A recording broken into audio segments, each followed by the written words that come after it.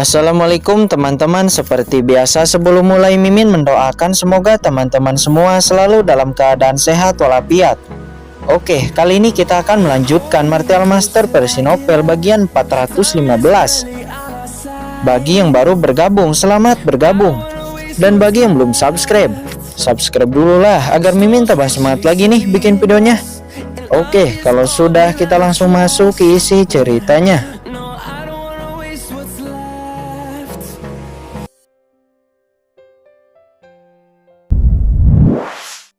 Berisi aturan Dao. Setelah matang akan mengeluarkan kekuatan aturan yang dapat diserap oleh seorang seniman bela diri. Setelah ahli Martial Sovereign menyerap kekuatan rumput Rongdao, ahli itu akan memiliki kesempatan untuk menerobos ranah Martial Emperor.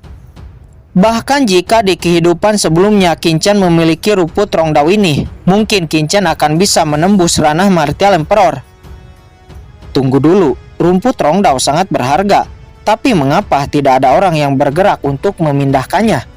Qin mengerutkan kening, matanya melirik sekitar, dan tiba-tiba dia terkejut karena mendapati ada sebuah larangan yang sangat rumit. Ternyata itu adalah larangan tingkat 9 teratas. Siapa yang telah membuat ini? Adakah orang yang mengetahui tentang larangan sedalam itu? Penguasa Papillon Pill? Penguasa aula perangkat atau siapa? Qin menghirup udara dingin. Jika Qin diizinkan untuk melanggar larangan ini, mungkin perlu waktu yang lumayan lama. Apa yang kamu lakukan di sana? Cepat cari tempat duduk. Tidakkah kamu tahu ini adalah tanah suci? Teriak seseorang kepada Qin. Nampak orang ini memiliki wajah yang tidak sabar. Orang ini bernama Zhuo Lengjun dari keluarga Zhuo. Sedangkan gunung ini bernama Gunung Daoshan, adalah tanah suci di negara bagian Wuyu Sanjongtian. Karena Qin tidak tahu semua situasinya, dia kemudian duduk di samping orang ini. Aku pikir ini pertama kalinya kamu di sini. Semoga beruntung. Rumput Rongdao akan segera matang. Jika Anda dapat menyerap esensi rumput Rongdao setelah matang, tingkat kultivasimu akan naik. Akan ada manfaat besar. Setelah rumput Rongdao matang, semua orang di lapangan dapat bersaing untuk membangkitkan buah di altar. Ada 81 buah. Setiap buah mengandung aturan. Tapi saya khawatir, hanya Pri Jiun dan yang lainnya yang dapat memobilisasi buah, kata Zhuo Lengjun. Oh, jadi begitu. Kemudian Qin bertanya tentang asal-usul rumput Rongdao ini. Lalu Zhuo Lengjun mengatakan semua yang ia tahu. Dan betapa terkejutnya Qin di saat menemukan fakta bahwa yang menemukan dan menanam rumput Rongdao ini adalah Ji Wuxu. Dan dikatakan bahwa Ji Wuxu mempersiapkan rumput Rongdao ini untuk temannya. Ternyata itu adalah Ji Wuxu. Hati Qin bergetar liar. Pada saat ini pikirannya tiba-tiba bernostalgia, seolah-olah kembali ke musim dingin 300 tahun yang lalu. Waktu itu dia datang ke rumah Ji, bertukar pikiran dengan Ji Wuxu sambil minum anggur, mengobrol satu sama lain. Saat itu Ji Wuxu tersenyum, menepuk pundaknya dan berkata, "Saudara Qin, jangan khawatir ketika Ji ini menerobos ranah Martial Emperor. Bahkan jika saya harus menerobos area terlarang, saya akan menemukan obat mujarab untuk melarutkan pembuluh darahmu, memberi saudara Qin kesempatan untuk memasuki ranah Martial Emperor." Di tengah salju yang lebat, sumpah Ji Wuxu masih bergema di telinganya. Tetapi Qin pada saat itu tidak benar-benar mengingatnya. Tapi sekarang, mengingat apa yang dikatakan Zhuo Lengjun sebelumnya, sudut mata Qin tiba-tiba menjadi berkaca-kaca. Ternyata rumput Rongdao ini ditemukan oleh Ji Wuxu saat itu. Sayangnya dia baru mengetahui kabar tersebut setelah dia keluar dari tanah terlarang. Di bawah kesedihan dia menanam rumput Rongdao di sini, dan bahkan dengan tegas pergi ke Dead Cannon. Sejak saat itu tidak ada berita dan tidak pernah kembali. Kakak Wuxu, kenapa kamu begitu baik padaku? Wajah Qin pahit dan sakit hati. Pada saat ini tiba-tiba ada raungan besar di langit. Mata semua orang melirik ke atas dan melihat dua kapal perang muncul, langsung mendarat ke Gunung Daoshan. Ini keluarga Ji dan keluargamu. Kedua kekuatan ini akhirnya tiba. Ekspresi wajah semua orang berubah sedikit terkejut. Keluarga Ji dan keluarga Mo adalah dua kekuatan teratas di area ini. Ada ahli dari keluarga mereka yang menjabat posisi penting di istana penegak hukum. Dapat dikatakan bahwa mereka adalah penguasa daerah ini. Namun walaupun begitu, hubungan antar kedua kekuatan ini tidak baik. Mereka satu sama lain saling bersaing. Terlihat tim keluarga Ji turun dari kapal perang. Tim keluarga Ji dipimpin oleh seorang pemuda cukup tampan bernama Ji Ruri. Dan tim dari keluarga Mo dipimpin oleh seorang pemuda yang juga cukup tampan bernama Mo Qianyuan. Hei, dua orang ini adalah yang terbaik di generasi muda dari dua keluarga besar. Kerumunan berbicara satu demi satu. Mengapa Jiruyu tidak ada di sini? Kata Qinchen, matanya menyapu kelompok keluarga Ji, namun dia tidak menemukan Jiruyu. Bagaimana ini mungkin? Jiruyu sebelumnya sudah memasuki setengah langkah martial emperor. Sekarang rumput Rongdao akan matang. Jika Jiruyu benar-benar ada di keluarga Ji, bagaimana mungkin keluarga Ji tidak membiarkannya datang? Apa sebenarnya yang terjadi kepada Jiruyu? Hati Qinchen tiba-tiba tenggelam. Hei Jiruri, mengapa kamu di sini begitu awal? Kata Mo Qianyuan mencibir. Rumput Rongdao ini adalah milik keluarga Ji saya. Terserah saya mau datang lambat atau cepat. Kata Jiruri, dia juga mencibir. Hahaha, properti keluarga Jimu. Mengapa saya mendengar bahwa keluarga Ji Anda berselisih dengan Ji Wuxu? Bahkan hampir tidak mengakui Ji Wuxu. Mengapa sekarang Anda mengklaim ini milik keluarga Ji Anda? Mo Qianyuan mencibir lagi. Jiruri dan Mo Qianyuan saling mencibir penuh dengan permusuhan. Kemudian Mo Qianyuan melirik seluruh altar. Matanya berhenti kepada Pri Jiun di sana. Sosoknya berkedip dan langsung mendarat di sisi Pri Jiun. Melihatnya dengan mata penuh kasih sayang dan berkata, Jiun, aku akan membantumu memetik buah Rongdao. Tidak apa, saya bisa sendiri, kata Pri Jiun. Yah, mengapa Jiun ingin kamu memetiknya? Jiun, datanglah padaku. Kata Jiruri, dia mendengus dingin lalu datang ke sisi lain Pri Jiun. Tidak mau kalah. Keduanya menyukai Pri Jiun. Di Wuyu surga ketiga ada banyak wanita cantik. Tetapi mereka yang seperti Pri Jiun sangat jarang. Karena Pri Jiun tidak hanya luar biasa cantik, tetapi juga memiliki bakat seni bela diri yang luar biasa. Secara alami ini menarik banyak pria.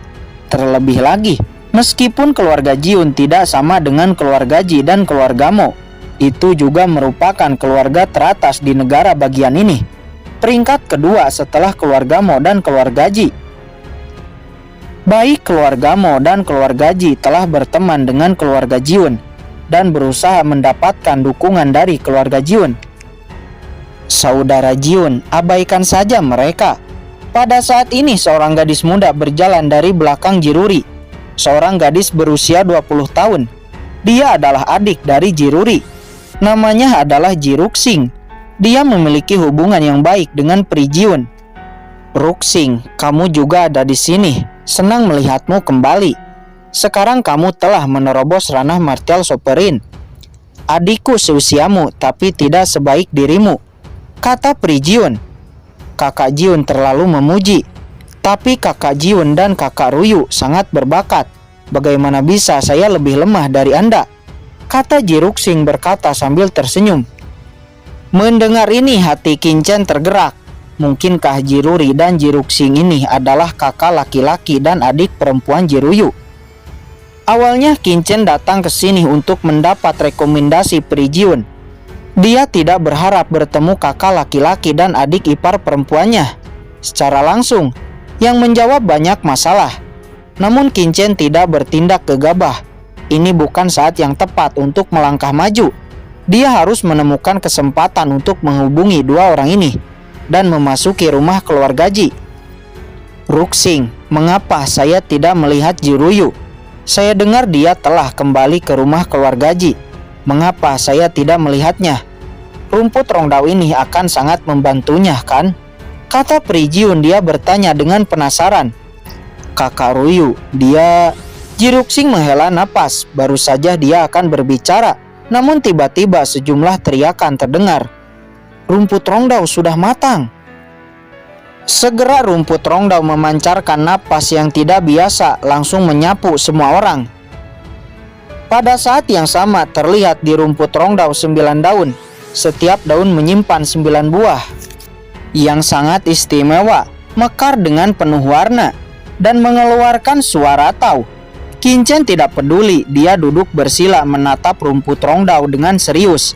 Ini adalah sahabatnya Jiwuksu di kehidupan sebelumnya.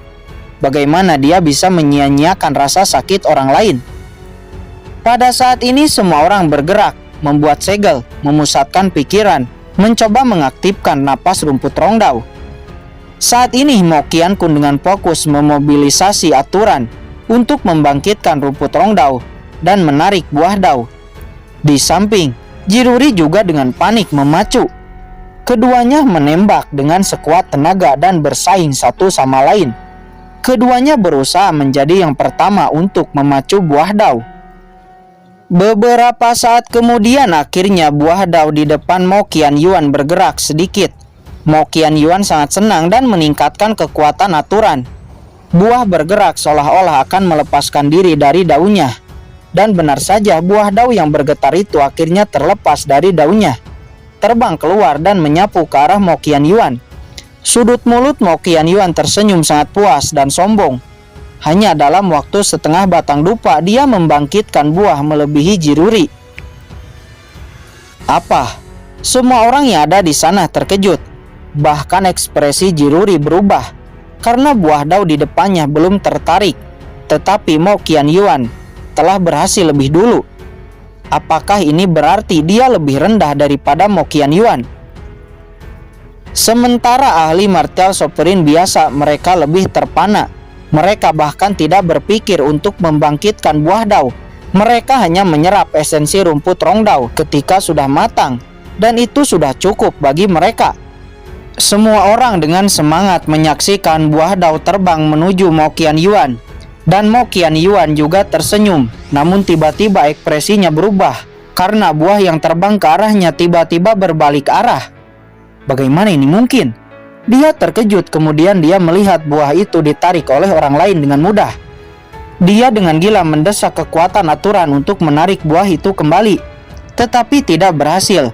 Dia hanya bisa menyaksikan buah dau itu terbang ke arah belakang kerumunan dan jatuh ke tangan seseorang di belakang. Astaga, siapa orang ini? Hati Mo Qianyuan tiba-tiba terbakar api kemarahan karena dia melihat satu demi satu buah yang ada bergegas menuju pemuda itu dan segera berkumpul di tangan pemuda itu. Apakah dia monster? Sialan. Bahkan ahli setengah langkah martial emperor seperti dia hanya bisa memobilisasi satu buah dau pada satu waktu. Tapi orang ini memobilisasi begitu banyaknya buah. Bagaimana orang ini melakukannya? Kata Mo Qianyuan dengan heran. Bukan hanya dia, tetapi semua orang yang ada di sana menatap Kincen seolah-olah sedang melihat monster. Bocah sialan dari mana itu? Semua orang sangat marah, menggertakkan giginya, tapi tidak ada yang membuat tembakan karena takut akan pembatas larangan. Bagaimanapun masih ada cukup banyak buah dau yang tersisa. Mo Qianyuan, Jiruri, dan lainnya kembali fokus dan memobilisasi buah aturan yang tersisa. Namun tidak peduli bagaimana mereka melakukannya, buah itu pada akhirnya lagi dan lagi jatuh ke tangan Kincen. Mungkin bagi orang lain ini sangat sulit, tapi bagi Kincen ini sangatlah mudah. Segera buah-buah itu semuanya tertarik kepada Kincen, dan yang lainnya hanya bisa menonton adegan ini dengan marah. Mereka semakin marah di saat melihat setelah jatuh ke tangannya, sebagian besar dari buah itu langsung dimakan oleh Kincen. Sial. Semua orang marah. Hanya Zhuo Lingjun yang duduk di sisi Kincen yang nampak senang karena Kincen menarik banyak buah dau. Napas rumput rongdau yang ia serap menjadi semakin kaya. Pada akhirnya hampir 80% buah-buah itu jatuh ke tangan Kincen, sedangkan 20% lainnya jatuh ke tangan Jiruri, Perijiun, Mo Qianyuan, Jiruxing, dan lainnya. Kincen mengerutkan kening. Dia tidak menyangka di menit terakhir beberapa buah itu ditarik oleh mereka. Namun Kincen kemudian menghela napas lega, bukan karena dia tidak cukup kuat, tetapi karena Jiruri dan lainnya benar-benar berbakat, sehingga rumput Rongdao akhirnya memilih beberapa dari mereka. Namun ini sudah cukup. Total dari 81 buah, Kincen mendapat 64 buah. Sedangkan Jiruri dan lainnya pada akhirnya per orang hanya mendapat 1. Kincen menelan buah-buah itu dan merasakan fluktuasi energi di tubuhnya. Sesaat kemudian terlihat 9 daun rumput Rongdao pecah berkeping-keping, berubah menjadi pusaran cahaya energi kekuatan. Pusaran energi ini langsung diserap hampir 80% oleh Kincen, dan yang lainnya hanya menyerap 20% yang lolos dari Kincen. Beberapa saat kemudian rumput Rongdao yang bercahaya benar-benar layu, hancur, dan berubah menjadi debu. Siklus ini akhirnya berakhir, dan saat berikutnya rumput Rongdao akan matang lagi harus menunggu 100 tahun kemudian. Boom! Mo Qianyuan berdiri dengan tiba-tiba menatap Kincen dengan marah lalu berkata dengan dingin, "Serahkan semua buah itu," lalu berguling menuruni gunung. "Yah bocah, serahkan." Yang lain juga berteriak satu demi satu.